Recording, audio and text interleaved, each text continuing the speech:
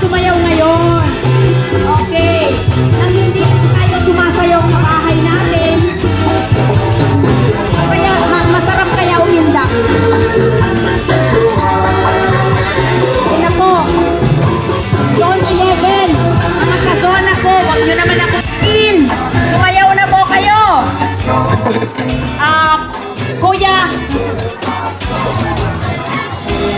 Ayun. Ganun. Meron po tayo mga DI dito. Pwede. Si Ate Pe. Kasi may mga reklamo dito ang mga mga boys. Paano daw wala daw DI na babae? Paano daw sila sasayaw? Ang mga babae lang daw ang may DI na lalaki. Ayun na nyo sa may C5 eh. O ayun, sabi ni Kapitan, nasa C5 pa. Okay, yung mga marunong sumayaw na babae, isayaw nyo yung mga boys. Eto nga kanina sinasayawan ko na sa harap, pinigo naman ako. Check, ba't? Ba't gano'n? Yun, parang may multo. O, ayan. Yung mga lalaki na karap ng diyan ng babae Nako, delikado tayo niyan, ha? Sa C5, madami-dami doon, nakatambay lang eh. Sama natin sa kapag. Bakit po yung Zone 12? Ayan, dumating na po ating kasamahan sa Sangguniang Panglusod ang ating kapitbahay. Walang iba, Konsehal Cap Kim Abang. Ayan po, palakpakan po natin. Kakasan nyo ng konti, baka nagtagtag yan. Kakasan nyo. Ayan po ang mga sumusuporta sa ating mga seniors. Yeah. Okay, kaya kailangan kilalanin natin sila at suporta natin ang kanilang administrasyon. Yan. Okay. Siyempre sa ating presidente ng OSCA, ng ating senior lieutenant, Ma'am Jo Fernandez, sa kanyang mga opisyalis. No? At siyempre sa bawat opisyalis ng bawat zona ng ating mga senior citizen, sana banat-banatin niyo po ang inyong mga ugal ngayong gabi. Kasi isa yan po sa ating pong pinandaanan. Diba? Hello. Ayan. Isa po yan sa exercise po natin. Ayan. Okay. Ayan. Okay. Ano ba? Simulan na natin? Daniel! Ay, ano po? Merry Christmas po. Merry Christmas. Kaling sandali na lang. Meron na ako gustong sasabihin na Zone 12, isa po yung kanilang president. So, based na nung malaman namin kaya yung mga Zone 12 po na members, pwede po kayo mag-share doon sa mga tables, sa mga malapit na zona para sa inyo.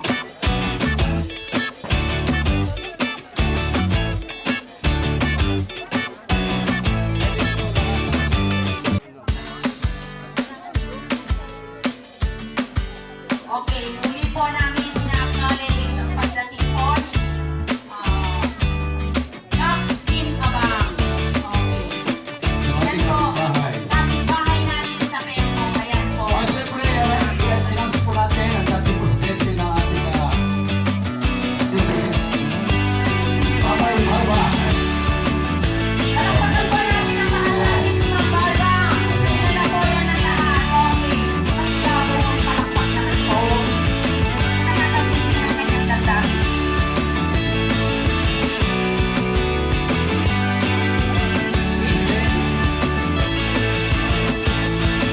O, tignan nyo yan si Ma'am, Diba? Sayaw pa, mamay, sayaw. May sayaw pa. Okay. Oo, bababa pa. Kaya sasabi ko sa inyo, ang senior ng Rizal hindi nagpapatalo kaya sa isipin nyo, mga Christmas party, sabi ni Ma'am Jo. Sabi ni Ma'am Jo, lahat tinakot ng taga-barangay Rizal. Ha? Nag-ocho-ocho pa kayo? Oo, bless mo na ako. Yan. Sample po, Ma'am. Sample.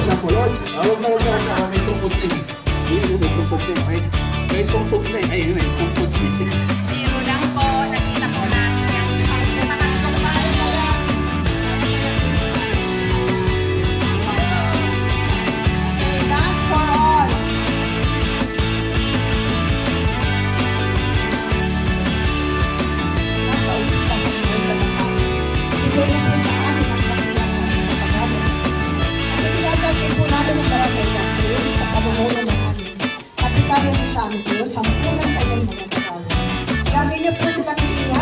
pinagagabayan. Ilayo niyo po sila sa anumang napahamakan, sa anumang kapamakan. Lalong-lalo na Lord, ang bisitang dumating dito sa pag-iisip ni Panginoon. Maraming pong salamat dahil nakarating po sila dito sa gabi nito. Ang lahat ng ito ay binabalik namin sa iyo. Ang papurit pasasalamat sa iyong dakilang pangalan. To God be the glory in Jesus' name. Amen. Glory be to the Father, and to the Son, and to the Holy Spirit. And to the Father, and Son, and the Holy Spirit. Magandang gabi po sa inyo. Maraming salamat po, Tita Emma, sa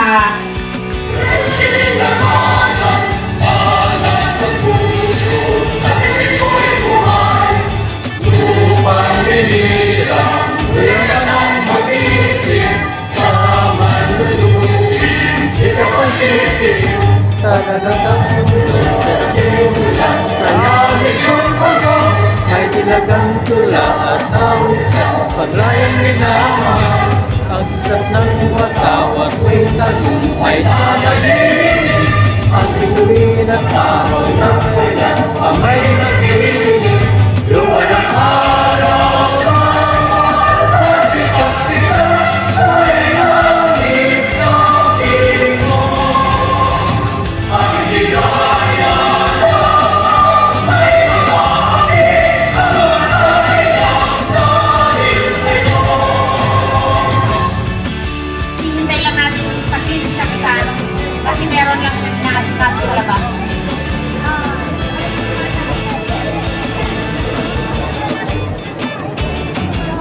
Hindi pwede, kasi may magkasya. Ay, isang linya lang, one line lang po, one line. Lahat po ng One line lang po. officers ng bawat zona ang nandiyan. One line lang po bawat zone. Kasi hindi tayo magkasya kung hindi pa pa natin. Sige, konting ano, pila-pila lang po dito, okay lang po yan. Ang mag-iindang Yeah. po sa atin ay ang ating President Pila-pila lang po tayo, kasi OSCA, pinuntahan ako sa labas. na walang iba kundi ang ating pagiging President Pakampo.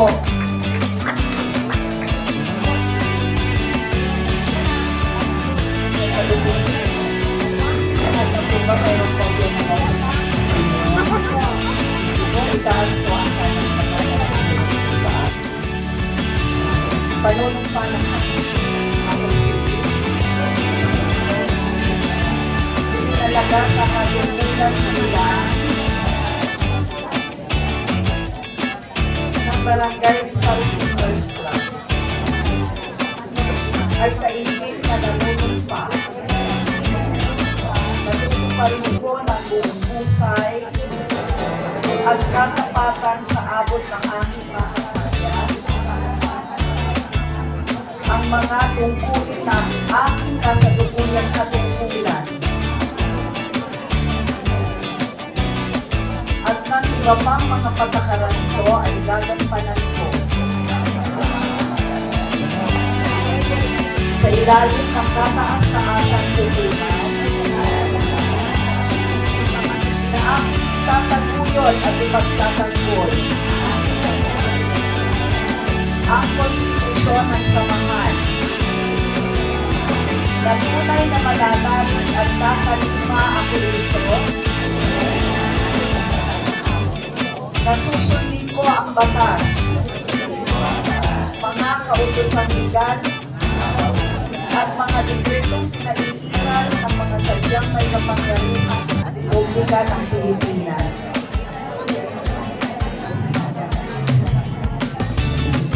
Nakusa kong babalitatin ang pananagutan nito ng walang anumang pasibali o mangyaring umiwas.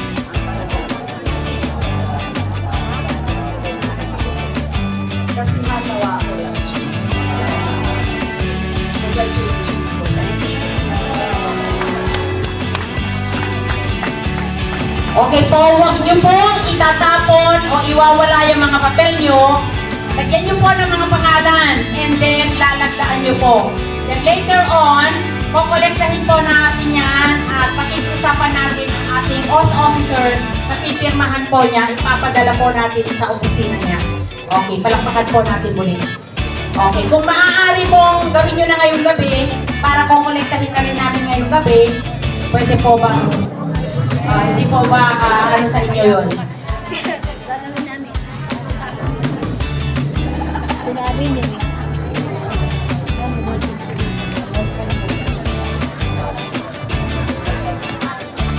So, bear with us please. Now, we have the oath of office oath administrator introduced by Annie.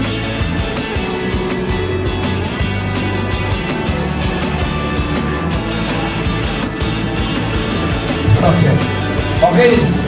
Ang mag-uod po sa inyo, ang ating pong chairman ng senior citizen ng buong Taguig. Walang iba. Introduce sa kanyang sarili.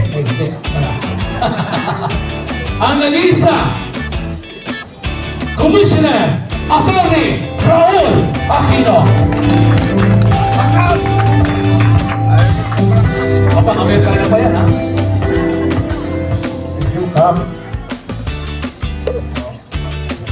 Kayo po ngayon ay marunong pa bilang mga opisyalo ng asosasyon ng Bulisan, Seniors Club at ang DRRC ang Rizal Taguig City. So, mas ninyo ang kamay at i-repeat after me. Ang pangalan, ako si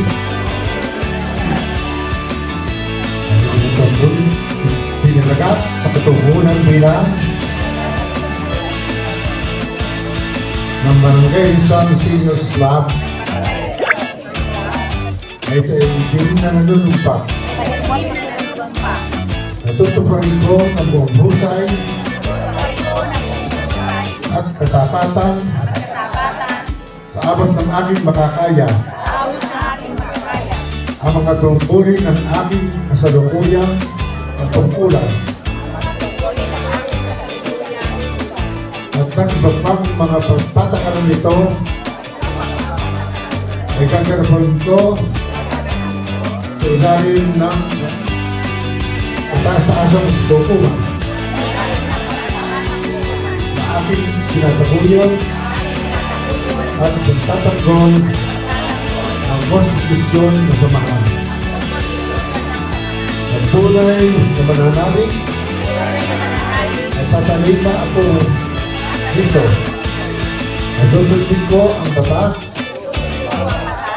mga kautosan legal, at mga dekretong kinaiiran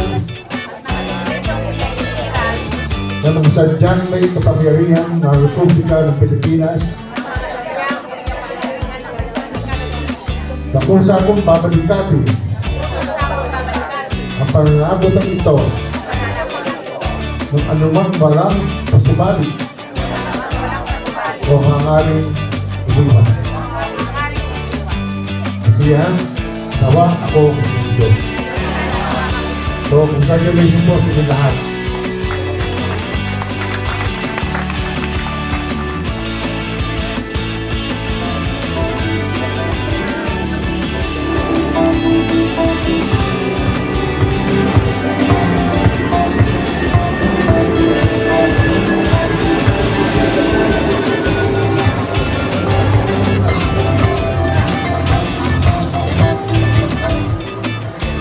O, yan.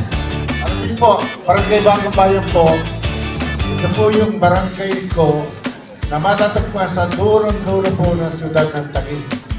Kung babaybayin nyo ang ML Quezon, simula sa Pateros po, yan po ay ML Quezon yan. At ang bandar po namin ay Muntinlupa, sukat po. Habang kayo mabaybay doon sa Pindagan, sa Rawa, makikita niyo po ML Street, ang dulo po ng Bagong Bayan. So, after ko po maging kapitan, na-appoint po ko ni Presidente Cory bilang labor arbiter o hukom sa paggawa sa National Labor Relations Commission. Po, 5 years po ko naging labor arbiter. Siguro nasipagan ako, natulungan ako ng ating baon, aking isang napatalik na kaibigan, kumpanyero Rene Cayetano, ang po kami magkapatid na, na-appoint po kong presiding commissioner sa consumer po doon sa national doon po sa National Labor Relations Commission, doon po sa opisina yun, bilang ng ating Pangulong Fidel Ramos, na-appoint po akong commissioner. At ako po ay 20 years na nagpunan bilang commissioner at nag-retiro po ako noong 2014. 2014 po, mahirap talaga. Sabi nga, after retirement, there's not life after retirement. Retire, but not yet retire. Yan po ha. At dahil po yan, kung nag-retiro dito, mga senior na tayo, kahit tayo nag-retiro na, kailangan magtrabaho na tayo ng kaloob na tayo. Ang nanay ko po ay isang school teacher at matapos magturo, nasa bahay na lang, walang ginagawa. Hindi lumalabas, nandun sa nalagaraw doon. Kaya yun po ay masakit at talagang tinuhan ng Panginoon nang after niyo mag-retire. Ako po after retirement po, ay nakausap po ang ating Senador Peter Cayetano na noon ay siya ay Secretary of Foreign Affairs. Tatanggol niyo po yan. Ano po ni President Duterte, sa Foreign Affairs po siya ang Secretary, Senator Peter Cayetano. At nakikusap po ako na kung maaari ay maging yung po ng konseho ng Siyudad ng Taguig sa Palihan. Ang sagot niya sa akin ay ito roon, mag-ambassador ka na lang. Sabi ko, hindi na pwede. Kaya mo napakainit ko. Ako lang, pupunta sa Amerika, 5 araw lang ako. Pupunta ko rin sa Asia, 2 araw lang ako, sayang po ang gasto. Kaya sabi ko, hindi, napuponsyan na lang ako ng isang mga Panginoon ng Siyudad Taguig. Kaya po ng 2019, nahalal po ako bilang isa sa mga konsyal ng Siyudad ng Taguig. At kami po ay mamili na ng mga komite. Unang sesyon po. Marami pong komite yan, ha? Majority floor leader, education, health, livelihood, environment, peace and order.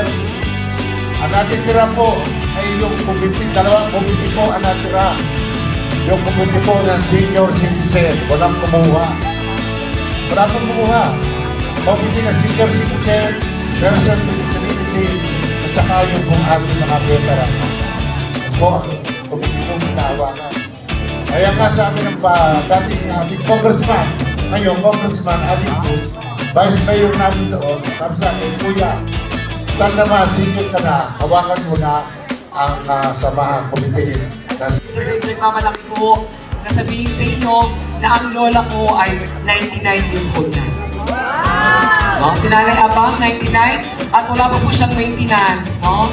So next year, April 11, 2025, 100 years old na po ang lola ko. No? At ito po kilala pa atin ni Tita Anita, no? At ni Ate Barba. No? So yan po ang lola ko. Maganda ho, wala pang maintenance, wala pang tungkol, kaya po po nagsumayaw. Ang problema lang po ng lola ko ay medyo mahindi lang po yung pantingin. Pero alam po niya kung magkano ang lumalabas sa ATM. Kasi pensionada, no? Mga asawa ng mga sundalo. So kailangan pipindutin mo lang sa ATM, tapos pag lumabas, bibilangin mo sa harapan. No? Hindi pwedeng kulang, kailangan buo. No, sabi ko sa kanya, Nay, next year 100 ka na, bibigyan kita ng 200,000 pesos. Sabi niya, saan mo nagaling? Sa akin nga, Nay. Sabi niya, oo nga, saan galing? Sa akin. Hindi niya alam, kasi diba, sabi ni Commissioner Raul Aquino, may 100,000 galing sa national at may additional 100,000 sa local sa Siyudad ng Taguig. Para po sa akin, nandun na po ako sa City Hall noon. Maganda, maayos, malaking sahod. Bakit mas pinilit ko ang pinilit sa barangay natin?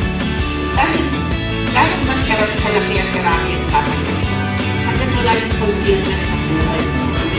Maliit man ang matanggap mo, pero kapag masaya ka sa ginagawa mo, nandun yung puso, nandun din yung pagmamahal para sa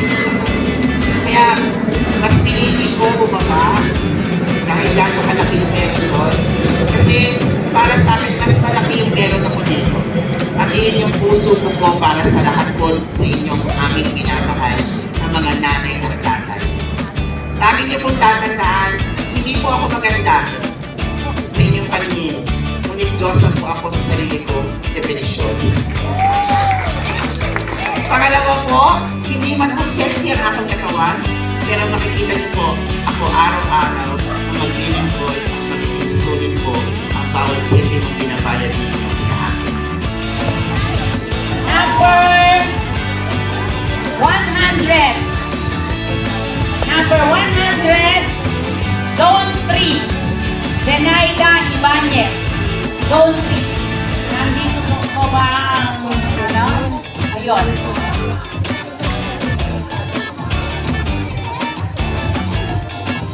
Next, number 81, Benita Dumbeda, Zone 2.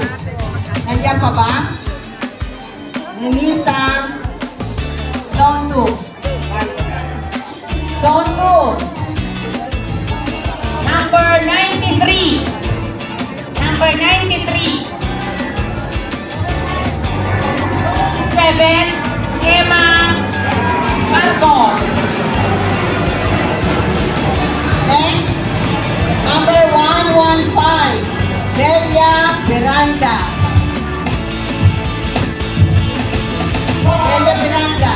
Meron?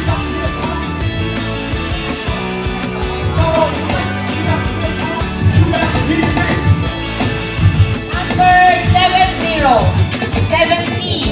Zone 12. Esther Torres.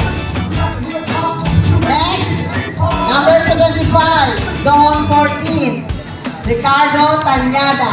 Nandiyan ba? Okay, nandiyan siya. Number 190. 190.